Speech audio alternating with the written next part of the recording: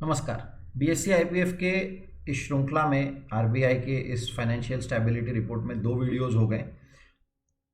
पिछले वीडियो में हमने देखा कि लिक्विडिटी जब बैंकों ने छोड़ दी, ग्लोबल बैंकों ने जब ये कॉन्फिडेंस दिया मार्केट्स को कि लिक्विडिटी आएगी, उसके कारण ब्याज दरें नीचे चली गई, निगेटिव भी चली गई। अब उसके कारण क्या हुआ वो आरबीआई आगे बोलता है।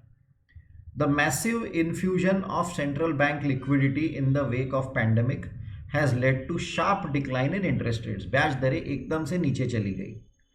चार्ट नंबर 1.8 आप देख सकते हो, ये चार्ट है 1.8 और ये मार्च 2019 और उसके बाद आप देख सकते हो धड़ धड़ धड़, और ये मार्च 2020 के बाद तो एकदम से नीचे आ गया, ये आप देख सकते हो यहाँ पे। तो आप अगर हिंदुस्तान का एग्जाम्पल देखेंगे तो ये हिंदुस्तान का एग्जाम्पल है। डेली चार्ट देख लो तो ये है आपका 2020, ये है आपका मार्च अप्रैल, और आप देख सकते हो अप्रैल से कैसे एकदम से ब्याज दर नीचे आ गई। शॉर्ट टर्म की, लॉन्ग टर्म की उतनी नीचे नहीं आई। ये पॉइंट आगे आरबीआई ने स्पेसिफाई किया है, बहुत इंपॉर्टेंट पॉइंट है। आप देख सकते हो मार्च अप्रैल में शॉर्ट टर्म रेट्स, ये लाल वाली लाइन यानी 3 मंथ है और ब्लैक वाली लाइन यानी 10 ईयर है। तो आप देख सकते हो कि 3 मंथ की एकदम से नीचे आ गई, लेकिन 10 ईयर की उतनी नीचे नहीं आई, और जिसके कारण ये जो डिफरेंस है दोनों में, ये एकदम से बढ़ गया यहाँ पे। पर वो बाद में आरबीआई ने कवर किया। यहाँ पे वो क्या बोल रहा है, the massive infusion has led to sharp decline in interest rates which has brought down borrowing cost. सही बात है ना, ब्याज दरें कम हो गई तो बोरोइंग कॉस्ट भी कम होगा। आप हिंदुस्तान में देख लो, हाउसिंग लोन कम हो गए हैं, सभी हाउसिंग लोन, कार लोन, आप जो भी देखो लोन कम हो गए। बट हैज़ ऑल्सो, अब इसका प्रॉब्लम भी है, but has also compressed net interest margin of bank. ये भी तो होगा ना, बैंक अगर ब्याज दरें कम हो गई तो बैंक को जो डिफरेंस मिलता है बोरोइंग और लेंडिंग में, नेट इंटरेस्ट मार्जिन, वो भी कम हो गया है। उसके कारण बैंक्स की प्रॉफिटेबिलिटी नीचे जा सकती है। ध्यान दीजिए, जो भी बैंकिंग सेक्टर में निवेश करने की कोशिश कर रहे हैं, जो भी लोग पूछते हैं कि बैंकिंग सेक्टर के बारे में बताओ, देखो यहाँ पे आरबीआई ने बोला है कि banking sector profitability can go down due to fall in net interest margin. ये पॉइंट ध्यान दो। क्योंकि ब्याज दरें कम हो गई तो उसके कारण एक है। अभी आगे देखो, even as deposit yields have fallen, assets under money market mutual funds have grown. और वो चार्ट 1.9 बता रही है। ग्लोबल है, सिर्फ हिंदुस्तान की बात नहीं चल रही है, ये यूएस और यूरोजोन की बातें चल रही हैं। तो आप देख सकते हो कि यहाँ से ये सडन स्पाइक आ गया है, ये सडन स्पाइक आ गया है, ये एकदम से ऊपर चले गया है। तो फाइनेंशियल एसेट्स, सोवरिंग एसेट्स और मनी मार्केट म्यूचुअल फंड्स का ये जो लाइन है, तो क्यों ये ऊपर गया है? क्योंकि ध्यान दीजिए, ये पॉइंट बहुत इंपॉर्टेंट है समझने के लिए, क्योंकि बैंकों में रिटर्न्स नहीं मिल रहे हैं, और बैंकों में रिटर्न नहीं मिल रहे इसलिए लोग बैंक से पैसा निकाल के in search of yield, even as deposits yields have fallen, indicative of search of yield, कि वहां पे नहीं मिल रहे रिटर्न्स, तो कहीं ना कहीं तो जहां रिटर्न मिलेंगे हम वहां जाएंगे, और इसलिए मनी मार्केट फंड्स में चले गए। अभी इससे देखो आगे क्या होता है। हाँ, आप देखो कैसे एक चीज से दूसरी चीज से तीसरी चीज से वो कहानी पर, इसलिए आप पहले के वीडियोस से देखेंगे तो आपको आप एंजॉय करोगे।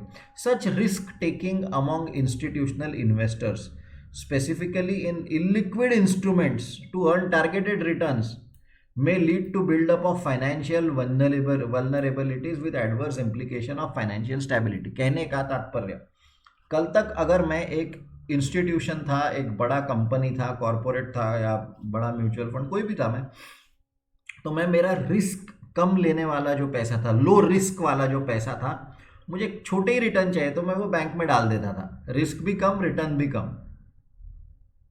अब क्या हुआ कि बैंक्स के रिटर्न्स कम होने के कारण मैंने वहां से पैसा निकाल लिया, मुझे उतना तो रिटर्न चाहिए था जितना पहले चाहिए, उतना कम ही क्यों ना हो लेकिन मुझे चाहिए था। तो वो रिटर्न के लिए अब मैं लिक्विड फंड में चले गया, यानी कि मैंने मेरी रिस्क लेवल थोड़ी सी बढ़ा दी। मेरा ये वो पैसा है जो मैं लो रिस्क वाला है, जहां पे मैं रिस्क बाय डेफिनेशन में नहीं लेना चाहता था पहले, पर क्योंकि वहां पे लो रिस्क में भी वो ब्याज दर नहीं मिल रहे। क्यों नहीं ब्याज दर मिल रहे? क्योंकि ब्याज दर कट गए, दबा दिए, वो पिछले वीडियो में बात करी थी। तो इसलिए मैंने वहां से पैसा निकाला और यहाँ पे किया। इसका परिणाम क्या हुआ कि मैंने थोड़ी सी रिस्क बढ़ा दी, और अगर मैं इंस्टीट्यूशन हूँ और मेरे जैसे सभी बड़े बड़े इंस्टीट्यूशंस अगर ऐसा करते हैं तो इसका मतलब है कि सभी इंस्टीट्यूशंस की थोड़ी सी रिस्क बढ़ा ली उन्होंने, और इसका मतलब है पूरे इंस्टीट्यूशनल लेवल पे रिस्क लेवल थोड़ी सी बढ़ गई, वो ये बोल रहा है। और अगर बड़े बड़े इंस्टीट्यूशंस में अगर रिस्क लेवल बढ़ गई, आपके मेरे घर में इंस्टीट्यूट हमने रिस्क बढ़ा ली थोड़ी सी तो फर्क नहीं पड़ता, अपने एक घर में 4 लोग हैं, लेकिन बड़े बड़े इंस्टीट्यूशंस की अगर रिस्क लेवल बढ़ गई और फिर कुछ कम ज़्यादा हुआ, तो फिर पूरे देश की या पूरे अर्थव्यवस्था की फाइनेंशियल स्टेबिलिटी को इम्पैक्ट पड़ सकता है, ऐसा वो ये पॉइंट में बोल रहा है। आगे देखो, ये तो एक प्रॉब्लम हुआ। दूसरा प्रॉब्लम क्या हुआ कि other fault lines have emerge in the wake of covid for one the pandemic has severely affected government receipts. अब इनडायरेक्ट टैक्स ही नहीं है, डायरेक्ट टैक्स प्रॉफिट नहीं है इसलिए डायरेक्ट टैक्स नहीं है, जीडीपी ग्रोथ नहीं है इसलिए इनडायरेक्ट टैक्स नहीं है। हिंदुस्तान में बोलो जागतिक स्तर पे तो गवर्नमेंट के रेवेन्यू मार खा गए। अच्छा, अभी गवर्नमेंट के रेवेन्यू मार खा गए, इकोनॉमी चल नहीं रही है, तो उनको फिर भी एक्सपेंस तो करना ही है, तो क्या करेंगे, गवर्नमेंट को बोरो करना पड़ा। गवर्नमेंट के बोरोइंग बढ़ने के कारण आप देखिए फिस्कल डेफिसिट, अभी अपना बजट आ रहा है और अपने बजट में भी यही होने वाला है, इसलिए पहले से ध्यान दीजिए, चाहे एडवांस चाहे emerging, middle income, higher in middle income, सभी में 2019 में फिस्कल डेफिसिट क्या था जीडीपी का और 2020 में क्या होने वाला है। और हिंदुस्तान का भी यहीं पे कहीं तो भी हम 7% यानी 3.5% पे थे, अभी 7% ऑफ जीडीपी फिस्कल डेफिसिट अपना होने की संभावना है। तो ये दो, और ये again specially this has aggravated global debt vulnerabilities.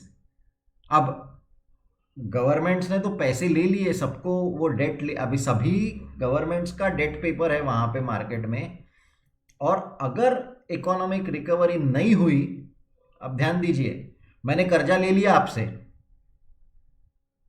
आपके पास मेरा पेपर है, अब आप अपेक्षा भी करेंगे कि उस पर ब्याज भी मिले और आपको समय पे आपका पैसा वापस भी मिले।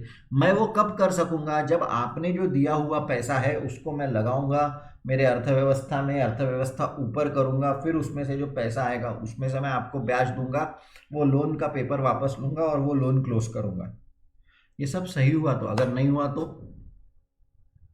हुआ तो, तो वो है, इसलिए वो बोल रहा है कि अगर वैसा नहीं हुआ, अब देश आफ्टर देश, आपने ग्रीस का देखा था क्या हुआ है कुछ साल पहले, तो ये दो चीज़ें आरबीआई बोल रहा है कि ये दो प्रॉब्लम्स हुए हैं, ये पूरे इसके कारण वो तो प्रॉब्लम सॉल्व हो गया, लेकिन नए प्रॉब्लम्स हमारे सामने बन रहे हैं। तो ये तीसरा वीडियो था। चौथे वीडियो में हम इसके आगे का पार्ट देखने वाले हैं,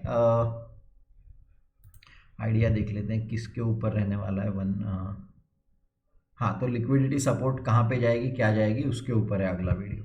तो आप ये वीडियोस देख रहे हैं, इसके लिए बहुत बहुत धन्यवाद। 3 वीडियोस हो गए, अगला वीडियो यानी ये टोटल 10-15 वीडियोस की सीरीज़ बनेगी। Thank you very much.